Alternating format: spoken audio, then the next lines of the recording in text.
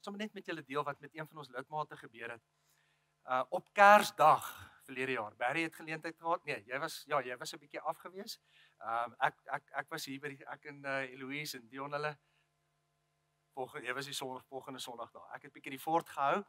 En daar's maar altyd so tussen Kersfees en Nuwe Jaar, is daar maar altyd iemand wat een of ander krisis, een of ander probleem beleef. So ons het maar al oor die jare het ons al gewoond geraak daaraan, ongelukkig al in daai tyd al 'n paar slegte begrafnisse gehad. En ek kan nie onthou, het jy my Kersaand gebel of was dit die volgende dag? Wat sy my gebel het. Een van ons lidmate, sy bly daar in Kreersdorp, en hulle het mense gehad wat langs hulle ingetrek het, en ek weet nie wie van julle het dit al beleef nie, maar dan begin hulle, veral oor naweke en aande, jy weet mos wat gebeur met mense wanneer hulle van hierdie galopsop in het.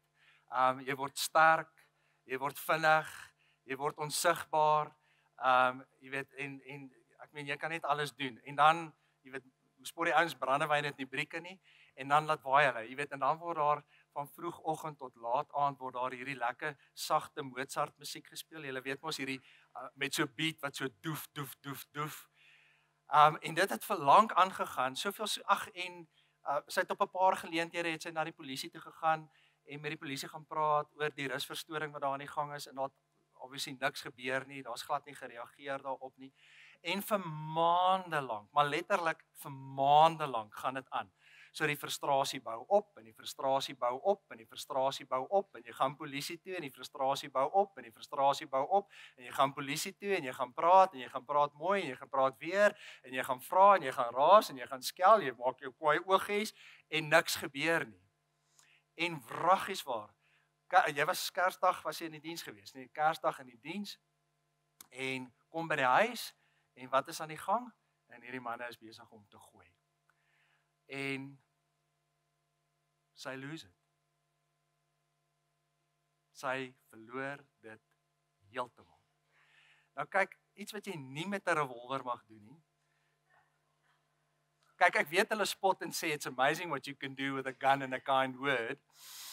Nou as jy 'n revolver in jou hand het en jy praat mooi, jy weet dan sit nou nog so half semi-okay. Maar as jy die revolver in jou hand het en jy trek hom af in 'n beboude gebied, dan is jy bietjie in die moeilikheid. En ek gaan dit daar laat. Nodeloos om te sê, op Kersdag daag die polisie toe op en sy word gearresteer en sy word aangekla vir poging tot moord. So dis 'n redelike ernstige aanklag.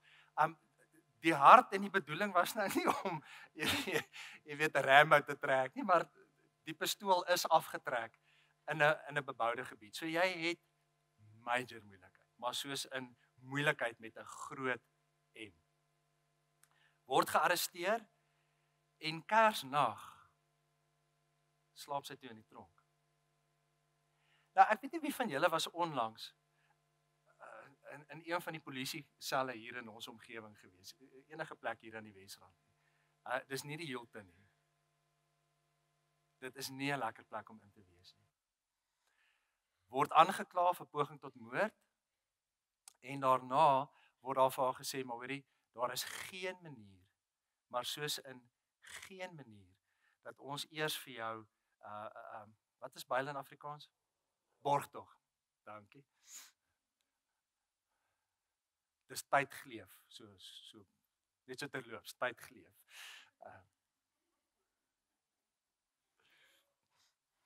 En dis 'n liedjie, dis nie 'n song nie.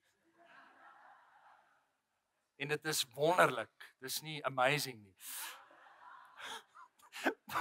Praat die ou, so my ma het jare terug het sy vir my vir Kersfees, soos in I kid you not, het sy vir my Afrikaans Engelse woordeboek gegee. Sy sê ek preek tweetalig. Maar aangekla vir poging tot moord. Daar word vir haar gesê sy sal nie borgtog kry nie. En sy moet haarself maar gereed maak vir heel waarskynlik vir 'n paar jaar wat jy in die tronk gaan deurbring. Ek het die volgende dag met haar gesels en natuurlik dis Dis 'n emosionele gesprek, dis 'n gesprek wat jy in trane is, dis 'n gesprek wat jy huil. Jy is ontsteld, jy is bang, jy is benoud, jy is bekommerd. Maar in daai tyd het 'n klompie van ons in die gemeente het ons met alles wat in ons is, het ons uitgeroep na die Here toe. Dat ou skuldig, kyk, as jy 'n vuurwapen het, dis nie goeders wat jy met jou vuurwapen doen nie. So ou is skuldig. En ons het dit voor die Here bely. En ons het vir die Here jammer gesê en ons het vir die Here gesê, Here, ek is jammer. Ek is jammer dat ek my meer verloor het. En dat hierdie dinge gebeur het. En die proses het nou maar sy paadjie geloop. Wonder bo wonder is daar borgtog toegestaan. En sy het nie nodig gehad om in die tronk te bly nie, nadat ons gebid het. En die saak het voorgekom en sonder dat ek nou te veel detail gee oor die saak en die verloop van die saak, het ons hierdie week die nuus gekry dat die saak is haar skuld word afgeskryf, die saak word uitgegooi, as ek nou maar my dom, is nie regstaal nie, as ek my dom woorde kan gebruik. Die saak is uitgegooi, afgeskryf, onskuldig, nie nodig om tronk toe te gaan nie, nie nodig om skuld te betaal nie. En dit is wat Jesus Christus vir een van ons lidmate.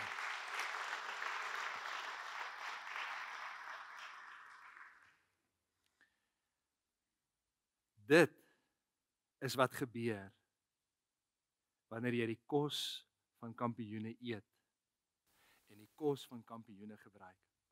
Nou wanneer ons so deur die Bybel blaai, voor Jesus opgedaag het, voor Dawid die psalms geskryf het waarna jy nou verwys het, Dion, voor Moses al die tabernakel opgeslaan het, die heel eerste ding wat ons lees van mense, voordat hulle bekend gestaan het as Hebreërs, voordat hulle bekend gestaan het as kinders van God, voordat hulle bekend gestaan het as Israeliete, voordat hulle enige iets gedoen het in terme van hulle verhouding met die Here, lees ons in die Bybel dat die eerste mense het begin om die kos van kampioene te eet en dit is wat hulle onderskei het, dis wat hulle gehelp het, dis wat hulle gedra het, dis wat hulle voorsien het, dis wat hulle onderneem het. Ons lees in Genesis, lees ons, Adam made love to his wife again, and she gave birth to a son named Seth. Dit is nadat Kain vir Abel vermoor het, so nou is een van die kinders weg, hulle harte is seer, en nou roep hulle uit na die Here toe, en dan staan daar, God has granted me another child in the place of Abel, since Cain killed him. Seth also had a son and he named him Enosh. At that time, people began to call on the name of the Lord. Die heel eerste ding wat daar gesê is en wat gesê was van mense wat God geken het, aan God behoort het, van God geweet het. Die heel eerste ding wat daar gesê was, they called on the name of the Lord. En dit was die een ding wat hulle onderskei het van die mense daar buite. En as ek nou teruggaan na hierdie situasie hierdie getuienis wat ek nou so pas met julle gedeel het, dan was die een ding wat daar konstant gedoen was, wat daar van die begin af gedoen was, met 'n hart vol berou, met 'n hart vol ootmoed. Here, ek is skuldig. Here, ek het aangejaag. Here, ek het droog gemaak. Maar Here, ek roep na U naam. Ek roep met alles wat in my is, roep ek uit na U toe. U moet my help. En die Here het gehoor. En die Here het geantwoord. En die Here het vryspraak gebring, en die Here het uitkoms gebring, en die Here het verandering gebring. En waar het begin? Dit het begin op ons knieë. Dis waar dit begin het. So, die Bybel kom sê vir ons, hoorie, voordat daar 'n Bybel was, voordat daar lofprysing was, amper sê ek worship, voordat daar lofprysing was, voordat daar kore was, voordat daar musiekinstrumente was, voordat daar 'n kerk was, voordat daar 'n tempel was, voordat daar 'n tabernakel was, die eerste ding wat mense gedoen het, was hulle het besef, hulle het aan die begin, het hulle vir God net, al wat hulle van God geweet het, dis die enigste ding wat hulle van God geweet het was, hy is die skepper. Hy is die een wat skep. Hy's die een wat praat en uit niks uit skep hy iets. Dis die enigste ding wat hulle geweet het en wat hulle verstaan het van God. En dan lees ons, and they called on the name of the Lord. Dis die eerste ding wat die mensdom gedoen het. So vriende, gebed om met God te praat, om jou hart voor God uit te stort. Dis die wese, dis die kern. Dis een van die kerndinge, dis een van die beginpunte van jou en my verhouding met die Here. Ons trek môreoggend los en dan begin ons met ons werk en ons uitdagings en allerlei probleme wat ons mee te doen het en dan met die kennis wat ek het, die ervaring wat ek het, die netwerke wat ek het, die kontakte wat ek het, probeer ek die goeders uitsorteer, probeer ek dit hanteer, probeer ek staande bly. Maar ons probeer te veel goed in ons eie krag aanpak. En die Here sê, jy sal geken word. Die eerste ding wat van sy kinders gesê is those who call on the name of the Lord. Dit het hulle onderskei. Dit het hulle onderskei van die ander mense. En mense het begin besef, they sensed that if you are in trouble and you call out to God, He will answer, He will intervene into your situation. So dis 'n wesenlike deel van ons verhouding met die Here. Moses sê, what other nation is so great as to have their gods near them when the way that the Lord our God is near us whenever we pray to Him. Moses kom sê, luister hoorie, ons het hoeveel oorloë beklei. Ons was hoeveel kere in situasies waar daar ouens was met groter weermagte, met groter wapens, met groter getalle en alles was in hulle voordeel gewees. Maar ons het uitgeroep na die Here toe. En die Here het gehelp, die Here het gehoor, die Here het voorsien, die Here het omstandighede verander. Vanoggend sit ek en dink, toe ek nou net weer so dink aan hierdie teksgedeelte, toe dink ek dink een van die redes hoekom die Here altyd die kleinste, die onvernaamste, die onbekendste, die armste, die mense met die minste vermoëns, die disippels wat die Here gekies het, was dit die Caesars van die tyd? Was dit die Kleopatras van die tyd? Nee, dit was nie. Dit was die onbekende, onbenullige ouetjies met geen middele tot hulle beskikking nie. Die Here het 'n geneigtheid om die klein, onbenullige mense en dinge en situasies te kies en te gebruik. Hoekom? Sodat hy die groot ouetjies op hulle plek kan sit. Hulle kan afstof, bloedneus kan slaan, sodat ons kan weet, dis nie ek nie, dis nie ons slimmigheid nie, dis nie ons vermoëns, ons krag, ons kontakte, ons ondervindings wat ons het wat hierdie situasie omgekeer het nie. Dit kan net God wees. En as ons kyk na hierdie situasie, die getuienis wat ek met julle gedeel het, hoor jy, dit kan net God wees. En dis hoekom die Here partykeer toelaat dat ons hierdie onbenullige, klein, onvermoënde mensies is, sodat ons met alles wat in ons is kan uitroep na die Here toe, sodat hy kan voorsien en kan onderneem. Een van die plekke waar ons nou was in Israel, wat regtig vir my persoonlik 'n ongelooflike hoogtepunt was en wat vir my baie beteken het, was Silo. Nou, die vorige keer toe ek in Israel was, hulle het relatief onlangs het hulle nou eers duidelikheid gekry oor dat dit hierdie is regtig nou Silo. En Silo het ongelooflike betekenis in die Bybel in die opsig dat dit was waar die tabernakel vir 369 jaar gestaan het. So dit was waar die tabernakel gestaan het, tabernakel met die ark in, simbolies van die Here se teenwoordigheid. Daar het Eli die priester gewerk, daar het Samuel groot geword, daar het hy in die tabernakel het hy groot geword en van daar af het sy bediening begin. En dit was vir my 'n baie spesiale plek. En ek het sommer net ek dink Rian was daai dag spesifiek het hy nie almal het die berg opgeklouter nie en ek en Rian het spesifiek daai dag het ons daar gebid dat iets van die Here se vuur, iets van die Here se teenwoordigheid losgemaak sal word in my lewe, ons gemeente se lewe. Maar dit wat daar afgespeel het, bly vir my aangrypend. Nou, alhoewel hy vir Hanna liefgehad het, daar word gepraat van Elkana. Hy het vir Hanna liefgehad, kon hy vir haar elke keer net een deel gee. Hulle het eenmal 'n jaar het hulle opgetrek na Silo toe en daar het hulle aan die Here offers gebring. En hy kon vir haar net een deel gee. En nou wil ek hê jy moet hierdie volgende sinnetjie lees. Want die Here het haar kinderloos laat bly. En ek moet vir julle sê, as ons hierdie sinnetjie lees, dan is dit nou nie eintlik lekker om hierdie sinnetjie te lees nie. Die Here Die Here het haar kinderloos laat bly. Nou, ek glo in 'n goeie God. Ek glo in 'n God wat die beste vir jou en vir my wil hê. Ek glo in 'n God wat alles ten goeie laat meewerk.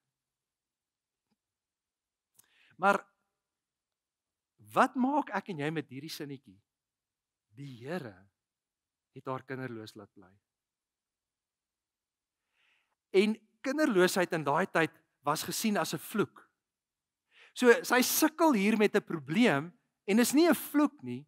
Dis nie een of ander bose, demoniese, sataniese ding wat op haar inwerk nie. Die Here sit agter hierdie omstandighede. Die Here sit agter hierdie swaar. Die Here het die omstandighede so gerig dat dit nie goed gaan met Hanna nie, dat dit sleg gaan met Hanna, dat sy gespot word, dat sy huil, dat sy treur, dat sy ontsteld is oor wat hier aan die gang is.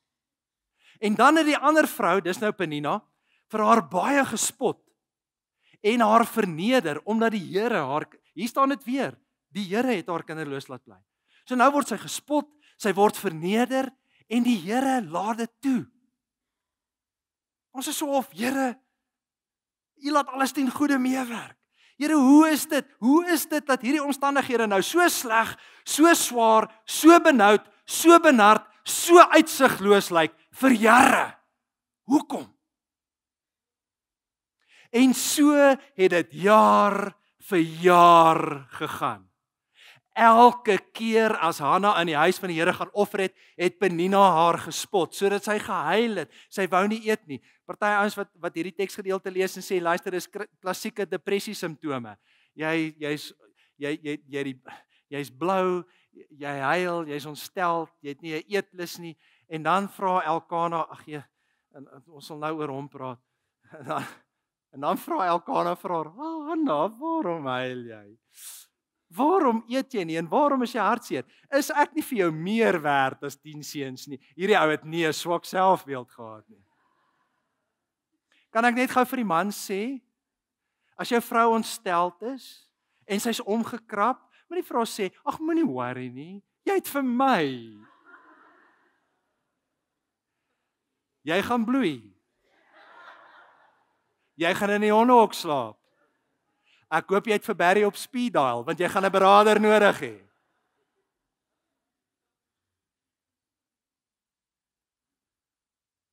Sy huil, sy eet nie, en vir jare is dit so.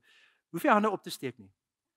Wie van julle sit al hier en jy bid oor 'n ding al vir jare? Nie 1 keer nie, nie 2 keer nie, nie 3 keer nie, nie 4 keer nie, nie 5 keer nie. Vir jare bid jy al oor 'n ding. Daar's so 1 of 2 goeters wat ek al vir jare oor bid. Kom van die manne was nou saam met Steven op die mannekamp. Ek praat met Steven, ek en hy het so 'n bietjie tyd spandeer net voor die mannekamp saam spandeer. Praat met hom voor die mannekamp. Toe sê hy vir my, daar's goed wat hy al vir 27 jaar al lank voorbid, wat nou besig is om in sy bediening te gebeur. 27 jaar. Weet julle wat is hier besig om te gebeur? Hier is a divine or a godly setup. Die Here het toegelaat dat haar omstandighede sleg, swaar, benard was, dat sy gehuil het, gespot was, verneder was, en die Here het agter dit gesit. Want hoekom? Wat wou die Here doen? Die Here wou gehad het, dat sy as gevolg van hierdie omstandighede, dat sy op 'n punt kom, wat sy met alles in haar uitroep na die Here toe en sê, Here, ek kan nie meer nie, Here, hier is nie allerhande gawe mediese wetenskappe nie, hier is nie allerhande bevrugting wat kan plaasvind nie, Here, ek roep uit na U toe, help. Die Here wou gehad het, sy moes met alles wat binne in haar is, uitgeroep het na hom toe. En hierdie begeerte wat sy gehad het, om 'n kind te hê, 'n kind in die lewe te bring. Weet julle wie daai begeerte, weet julle wie het agter dit gesit? Die Here. Weet julle hoekom het die Here agter dit gesit? Want op daai stadium het dit sleg gegaan met Israel se verhouding met die Here. Want Eli was 'n swak priester. En sy seuns Hofni en Finehas wat in diens gestaan het van die kerk, het die kerk se geld gesteel en hulle het saam met die vrouens wild en wakker rondgeslaap. Dis wat aan die gang is in die geestelike leiers van Israel se lewens. En Eli is meer bekommerd oor die ark en meer bekommerd oor sy reputasie as wat hy standpunt inneem vir dit wat reg en verkeerd is. En hy dissiplineer nie sy seuns nie en die Here is ongelukkig met daai situasie. Die Here wil daai omstandighede verander. Die Here wil herlewing bring, die Here wil verandering bring, die Here wil 'n deurbraak bring. En toe skik hy daai omstandighede so. Dat daar iemand in desperaatheid, they called on the name of the Lord. En daai gebed wat hierdie vrou gedink het, sy bid uit haar benoudheid uit, het was eintlik 'n gebed wat uit God se hart uitgekom het, want God wou herlewing bring. God wou verandering bring. God wou deurbrake bring. En toe skik hy daai omstandighede. Op 'n keer na die offermaaltyd in Silo, het Hanna opgestaan terwyl die priester Eli op sy stoel langs die deurkusyn van die tempel van die Here gesit het. Sy was bitter hartseer. En terwyl sy tot die Here gebid het, het sy onbedaarlik gehuil. Wanneer laas het jy voor die Here onbedaarlik gehuil, gesmeek, gepleit, geroep tot die Here toe? Hoorie, ons is altyd, as ons hier by die kerk kom, dan ek onthou toe ek kleiner was, dan sien jy hierdie oomies met die swart pakke en die wit dasse, dit lyk asof hulle dooie donkies kan lewend bid. Ja, en hulle gebruik sulke mooi woorde. Hulle gebruik, en hulle kan lank bid. En hulle kan aanhoudend bid. En dan partykeer wil jy selfs aan die slaap raak, hulle bid so lank. En dan kyk jy na hierdie ouens wat so mooi kan bid, en so lank kan bid, en al die regte woorde kan gebruik, en dan kyk jy na hoe hulle bid, en dan dink jy, Jesus, ek beter net my bek hou. Want nou gaan ek my naam 2 sent maak, as ek nou,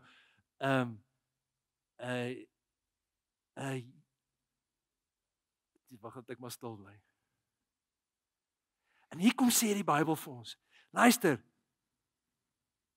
wat ons onderskei van ander mense is that we call on the name of the Lord. En hulle het nie eers geweet wie is hierdie God nie. Vandag weet ek en jy wie hierdie God is. Sy naam is Jesus. En ek en jy het die voorreg om sy naam te ken, te weet wat sy naam is, 'n naam wat autoriteit het, 'n naam wat gesag het, 'n naam wat dinge verander. Ons kan daai naam oor ons lippe neem, ons weet wie hy is. En die Here kom sê hier, luister, wil jy weet hoe om te bid? Wil jy weet hoe om reg te bid? Bid net met alles wat in jou is, uit jou hart uit vir hierdie omstandighede. Here, ek kan nie meer nie. Here, verander. Here, bring 'n deurbraak. Dis hoe ek bid. Ek wil sommer net terloop sê, hoekom is daar baie van ons gebede nie beantwoord nie? Want dit is, seën Vader wat ons eet en laat ons nou by die naam vergeet. Amen.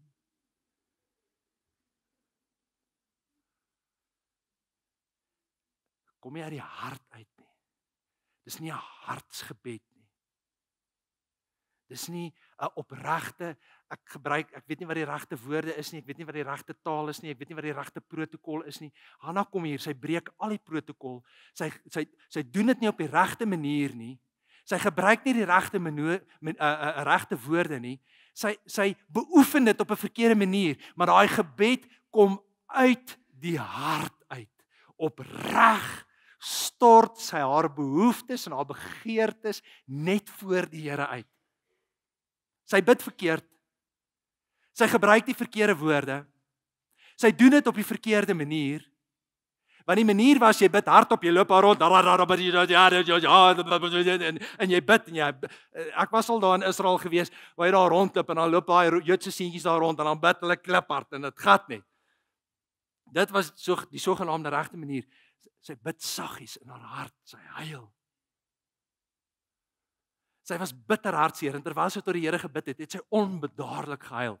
En sy het 'n gelofte afgelê, gesê: Here, almagtige God, as U tog op my elende wou let en aan my, U dienares, wou dink en my nie vergeet nie en aan my 'n seun gee, sal ek hom sy lewe lank aan U wy en as teken daarvan sal sy hare nie afgesny word nie. Sy het lank tot die Here gebid. Eli het stip na haar mond bly kyk. Sy bid verkeerd, sy doen dit op die verkeerde manier, sy gebruik die verkeerde woorde, die verkeerde postuur. Hanna het aan haar gedagte gepraat, net haar lippe het geroer. Eli kon nie haar stem hoor nie en daarom het hy gedink sy's dronk.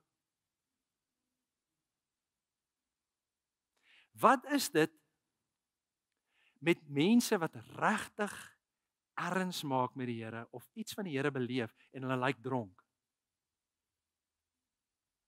Op Pinksterdag word die Heilige Gees uitgestort en die mense lyk dronk.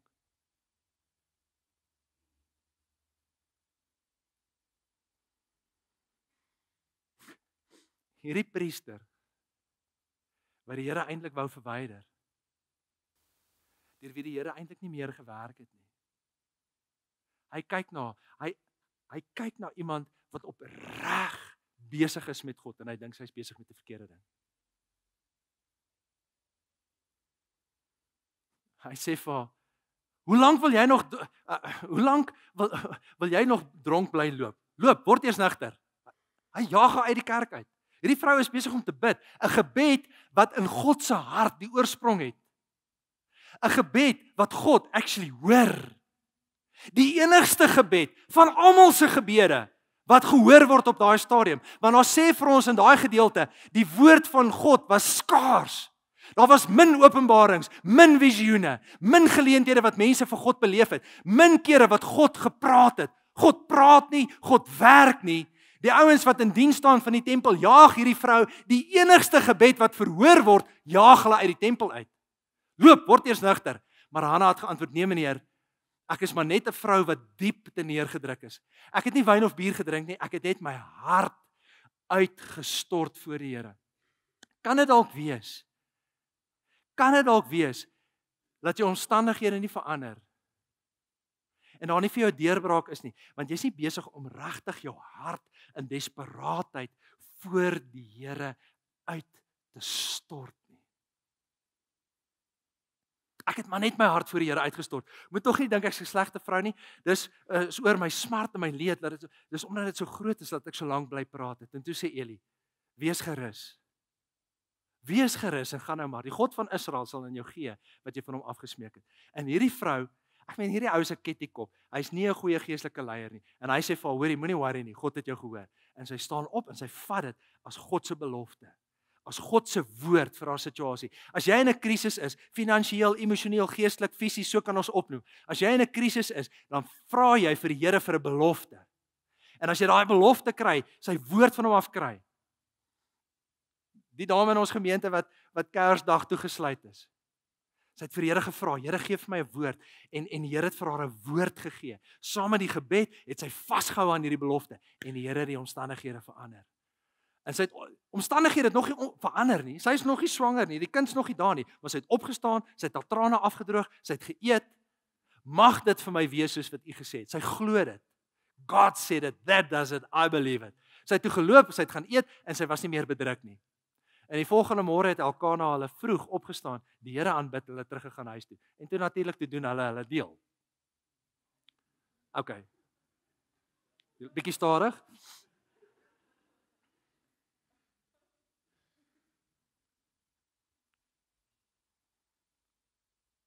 Het jy nie werk nie? Hier's 'n klomp van die manne met wie ons oor die laaste klompe jare al, veral die mans, gepraat het wat nie werk het nie. En die spanning bou op en die spanning bou op en die spanning bou op.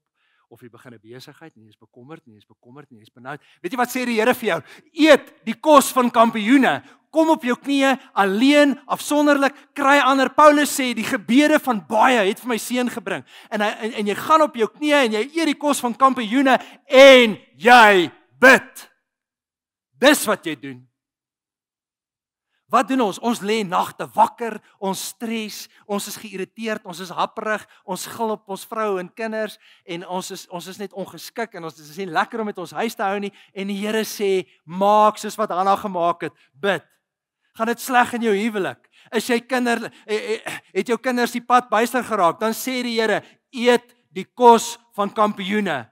Afsonderlik, saam met 'n vriend, met 'n vriendin, saam met jou man en vrou, wat doen jy? Jy bid, jy bid, jy bid, jy bid. Gaan dit sleg met jou finansies? Gaan dit sleg in jou besigheid? Gaan dit sleg in jou gemoed? Dan kom jy op jou knieë en jy roep met alles wat in jou is, stort jy jou hart voor die Here uit en jy sê, Here, ek het nie genoeg nie. Here, ek kom nie uit nie. Here, ons kan nie meer so aanhou nie. Is jy kinderloos? Ons het nou die laaste verlede jaar, die laaste paar maande was daar 'n klomp mense in ons gemeente wat hulle grootste droom en wens en begeerte is net om 'n kind te hê. En daar spesifieke paartjies waarvoor ek en van die ander voor gebid het en die Here, hulle swanger op die oomblik. Hulle swanger. Gaan dit sleg met jou gesondheid? Eet die kos van kampioene. Wil jy herlewing sien? Wil jy verandering sien? En dit is 'n ding wat op my hart is. Wat sê die Here? Wil jy dit sien? Wil jy dit beleef? Wil jy dit proe? Wil jy daai omswaai sien? Dan sê hy, bid. Gaan dit sleg met jou besigheid en so kan sukkel jy met 'n verslawing? Dan sê die Here, waar begin jy? Jy begin op jou knieë. Jy hou aan op jou knieë. Jy maak klaar op jou knieë. Die dame in ons gemeente vertel vir my, toe sy daai aand 25 Desember op Kersdag. Kyk, daar's nooit 'n lekker aand om in die tronk te slaap nie. Ek dink nie daar's 'n lekker aand om in die tronk te slaap nie.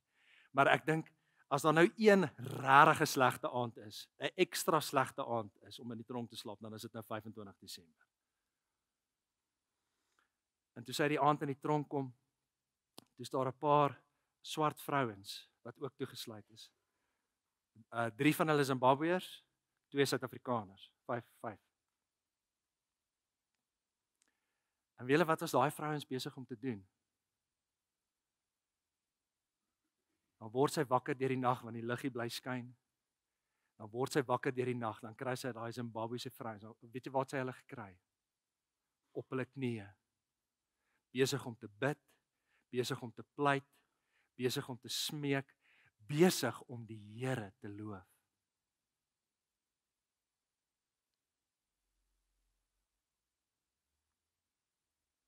Jakobus 4 sê vir ons, afhangend van watse vertaling jy lees, ons het nie omdat ons nie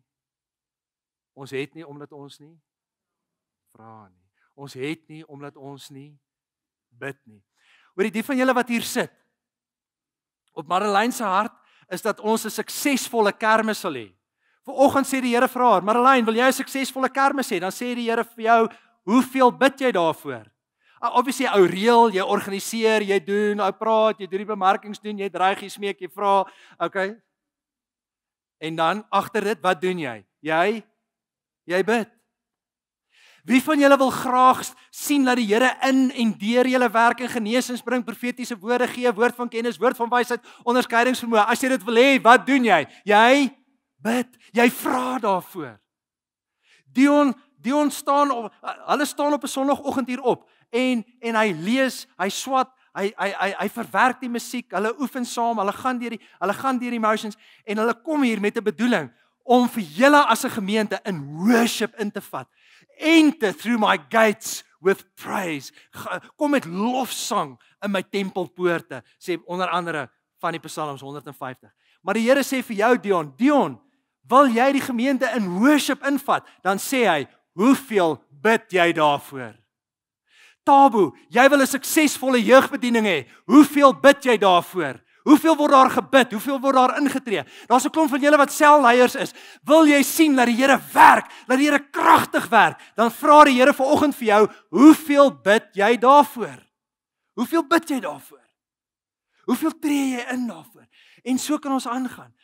In terme van die finansies van die gemeente, in terme van genesings, in terme van geestelike groei en. Dan kom sê die Here, hoeveel bid jy daarvoor? Charles Spurgeon het gesê, the best style of prayer is that which cannot be called anything else but a cry. Call to me and I will answer you and tell you great and unsearchable things. Sê gou vir my, wat staan in Jeremia 29 vers 11? Jeremia 29 vers 11, net nie almal gelyk nie.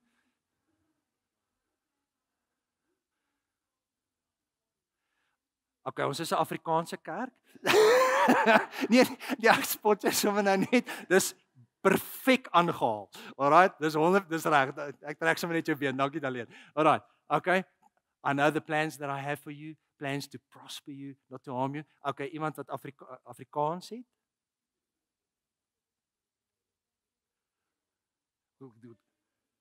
Ek beplan vir jou en nie teëspoed nie. Kyk, dit is Koen Boeke se go-to versie. Kyk, as hulle nie target gemaak het die maand nie, dan print hulle hierdie versie op 'n beker, op 'n dagboek, op 'n notaboek. Dis Koen Boeke se go-to versie. Dan maak Koen Boeke geld uit hom uit, nê. Nee. En ons net vir ingeval dat dalk 2 in die gemeente is wat hom nie ken nie. Ek weet wat ek vir julle beplan, sê die Here, voorspoed en nie teëspoed nie. Ek wil vir julle 'n toekoms gee, 'n verwagting. Weet julle wat is die voorwaarde daarin? So ons almal ken hierdie versie. Ons almal kan hierdie versie aanhaal. Ons almal Koen Boeke maak geld uit hom uit. Ons kan hom opsê. Ons love hierdie versie. Dis een van ons favorite verse in die Bybel. Ons almal kan hom opsê. Maar daar's 'n voorwaarde. En wat is die voorwaarde? Bid. Ja, die volgende vers sê, dan sal julle my aanroep en tot my kom bid. Die Here sê, ek beplan vir julle voorspoed en nie teëspoed nie. 'n hoop, 'n toekoms, 'n verwagting. I will prosper you. Maar die voorwaarde is gebed. Bid. Call on the name of the Lord. Dan sal julle my aanroep en tot my kom bid en ek sal julle gebede verhoor. Julle sal vra na my wil, julle sal dan my wil ken as julle met julle hele hart daarna vra. Die voorwaarde is bid. Bid. Bid, bid, bid. Julle sal my ontmoet, sê die Here. Ek sal julle terugbring uit ballingskap uit. Hierdie versie word geskryf in ballingskap. Ekskuus tog. Toe dit sleg gegaan het met die mense. Ek sal julle bymekaar maak tussen al die nasies uit en van al die plekke af waarheen ek julle verstrooi het. So sê die Here. Okay, julle het dit. Gebed. Dis die voorwaarde.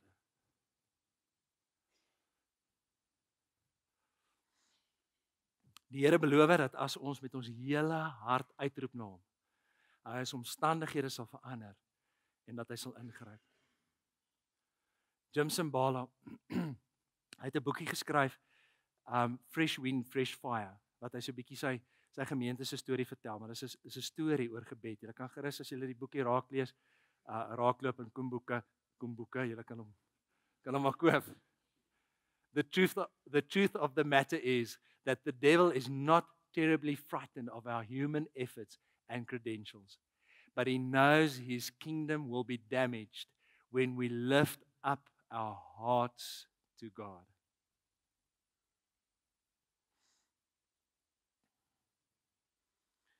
Dawid sê, ek kry te doen met 'n Goliat.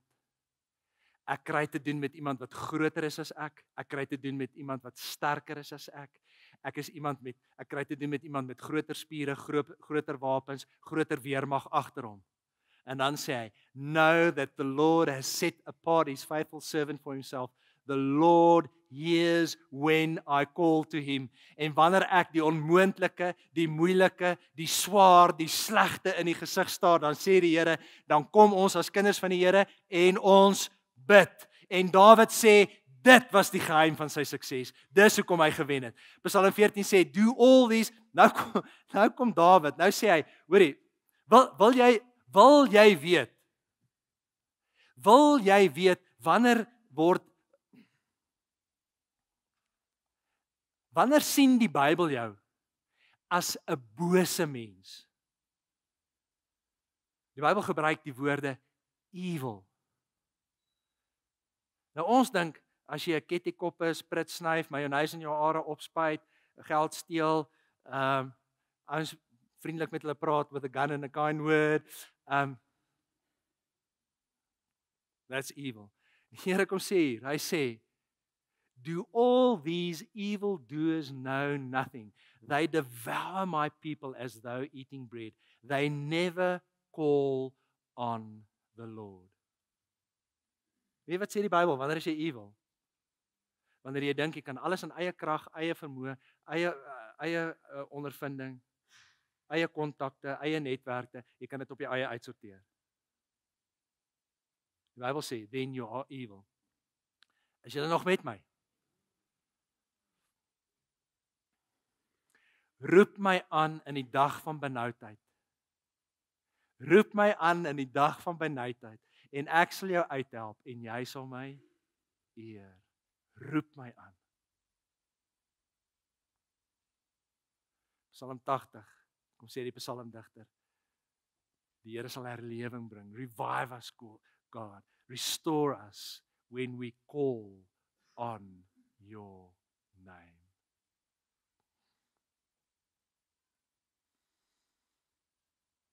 Ek sluit af.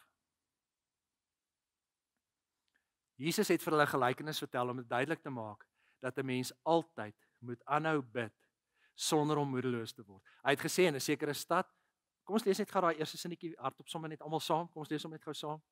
Jesus het vir hulle 'n gelykenis vertel om duidelik te maak dat 'n mens altyd moet aanhou bid sonder om moedeloos te word. Hy het gesê in 'n sekere stad, maar ek sal verder lees. Hy het gesê in 'n sekere stad was daar 'n regter wat geen eerbied vir God of agting vir 'n mens gehad het nie. En in dieselfde stad het 'n weduwee gewoon wat hom herhaaldelik kom vra het, doen aan my reg in my saak teen my teenparty. 'n Tyd lank wou hy nie, maar later het hy vir homself gesê, vir God het ek wel geen eerbied nie en aan 'n mens steur ek my verseker nie. Maar aangesien hierdie weduwee so aanhou om my lastig te val, sal ek haar in haar regsaak help. Anders kom klap sy my op die einde ook nou nog. Groot verleentheid. Vrou kan jou nie openbaar klap nie. Toe sê die Here, hoor wat sê die onregverdige regter. Sal God dan nie aan sy uitverkorenes wat dag en nag tot hom roep reg doen nie? Sal hy hulle lank laat wag? Ek sê vir julle, hy sal hulle help en gou ook. Maar sal die seun van die mens by sy koms nog geloof op aarde vind? Hy het hulle gelykenis vertel om vir hulle aan te moedig om altyd aan te hou bid. OK. Gaaf, goed, fantasties, great, Pieter. Ons sien jy het nie jou pink pilletjies in nie. Ons sien jy's nou weer op 'n tangent vir oggend. Gaaf, goed, great, wonderlik, fantasties. Wat moet ek nou doen daarmee? Nommer 1. Ons bid sonnaande 6:00 hier by die kerk, bid ons saam. Paulus sê die gebede van baie het vir my seën gebring. Gaan jy deur 'n moeilike tyd met jou gesondheid? Gaan jy deur 'n moeilike tyd met jou finansies? Of ken jy 'n klomp mense wat deur 'n moeilike tyd gaan? Dan kom bid jy as 'n familie, 'n geestelike familie, kom bid jy saam en ons pleit en roep en smeek vir jou namens jou, roep ons tot die Here uit. Want met party van ons gaan dit fantasties op die oomblik. Dan bid ons vir ander. Maar weet jy wat? Die lewe het 'n geneigtheid om jou op 'n plek te bring wat jy so plat is, op is, gaar is, gedaan is, dat jy nie woorde het om te bid nie. En dan het jy 'n geestelike familie wat vir jou bid, saam met jou bid en saam met jou intree. Daar was tye in my lewe en luister, ek dink ek weet hoe om te bid. Ek dink ek kan bid. Maar daar was tye in my lewe wat ek so plat was, so op was, so gedaan was, so swaar gekry het, dat ek maak my oë toe dat ek weet nie wat om te sê nie. Ek weet nie wat om te bid nie. Maar toe was daar julle en ander wat vir my gebid het, saam met my gebid het, saam met my ingetree het. Paulus sê die gebede van baie het vir hom 'n seën gebring. Miskien kom ek net vanaand en ek sê dankie. dankie, dankie, dankie, dankie. U is 'n onregverdige God. U het vir my gegee wat ek nie verdien nie. Dankie Jesus. So ek wil julle challenge om saam te bid. Ons het nou met hierdie Biblical Survey of the Bible op 'n Sondag aand het ons daar's nou 'n klomp selgroepe wat dit nou doen op die oomblik, so die syfer is nou heel wat meer. Maar daar was so rofweg so 300 mense wat daai kursus kom doen het. Fantastic. Julle moet asseblief saam met my bid. Ons is besig om te praat, daar's 'n moontlikheid en ek verklaar dat dit gaan gebeur. It's gonna happen. Laat Bruce na die kerk toe kom my maand.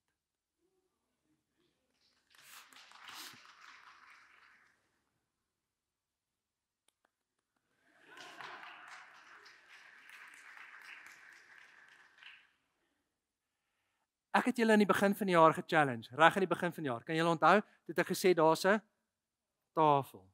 En wat het ons vir mekaar gesê? Is dit 'n moeilike ding om te doen? Eet. Dit gebeur nie in my huis elke aand nie. Maar soveel as wat julle kan, probeer saam aan tafel eet.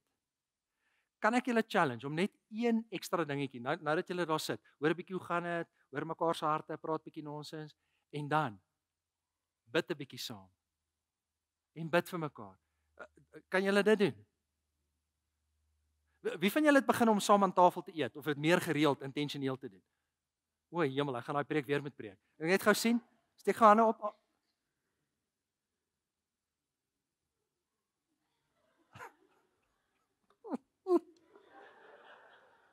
Steek dit gou weer hande op. Okay, nou begin my gemoed lig.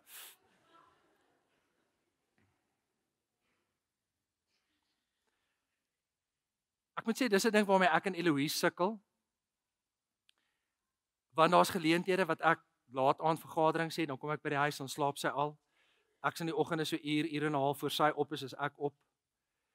En dan, ek weet nie of dit in julle huise so gaan nie, maar flip, op 'n oggend voor skool is dit rush hour in ons huis. So daar's niks van, kom ons sit gou om die tafel en bid saam nie. Ons betrap mekaar daar in die gang, jy weet. So, daar's party aande wat ek vroeg uitklats en dan is Eloise later wakker en dan aande wat ek laat kom na vergaderings en goeters by die kerk en dan so ons sukkel met daai ene want as gevolg van ons programme. Maar kom ons bid net as paartjie saam. Die Here gee vir ons 'n amazing belofte. Kan julle daai belofte onthou? En dan is ek regtig klaar. Wat is daai belofte? As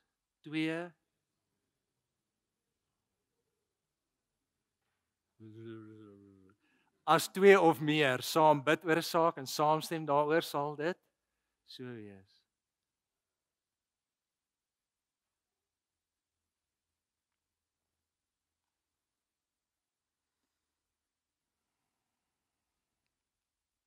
Here is dieselfde Samuel wat van die Here afgebid is en van die Here afgesmeek is. Hierdie selfde Samuel sê biddeloosheid is sonde. Biddeloosheid is sonde. Hy sê aan die einde van sy lewe, ek gaan nie sondig. Ek gaan nie begin om 'n sondige lewenstyl te hê en te kweek omdat ek ophou om vir julle te bid en vir julle in te tree nie.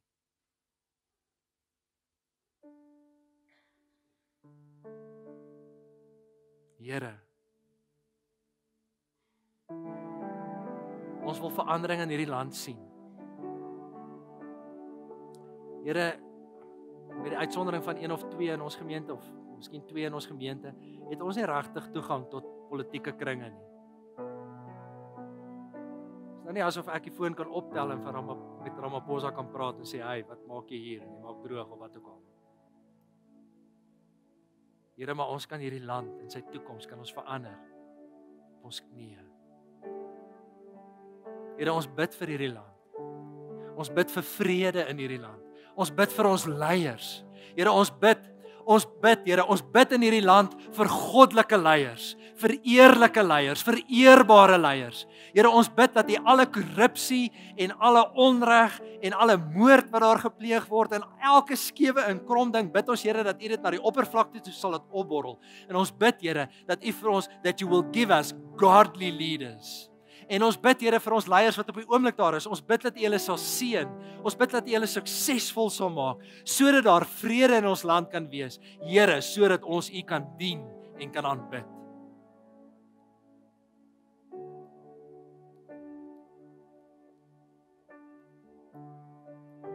Vader, ek wil vandag kom vra dat U 'n gees van gebed sal vrylaat oor hierdie gemeente.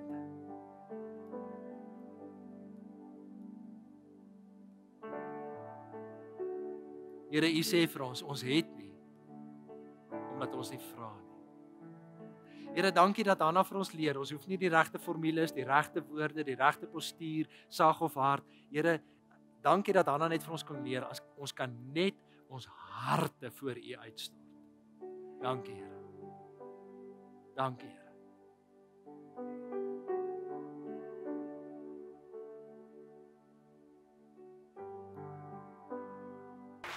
Vader, ek kom en in die naam van ons Here Jesus Christus breek ek elke vloek, elke binding, elke pes, elke brandpyl wat op hierdie gemeente afgeskiet word.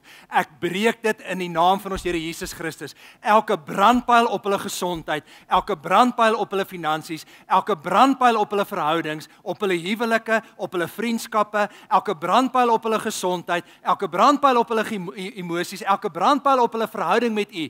Vader, elke aanval van Satan op hulle finansies, op hulle eiendom, op hulle gemoedstoestand, op hulle kinders, op hulle gesondheid, op hulle verhouding met U, elke liewe aspek en faset van hulle lewens. Ek bind dit, ek breek dit, ek vernietig dit in die naam van ons Here Jesus Christus. Ek roep die naam van Jesus oor elkeen van julle uit. Ek spreek in die naam van Jesus seën en lewe en gesondheid en voorspoed oor julle uit. Ek verklaar, you will prosper.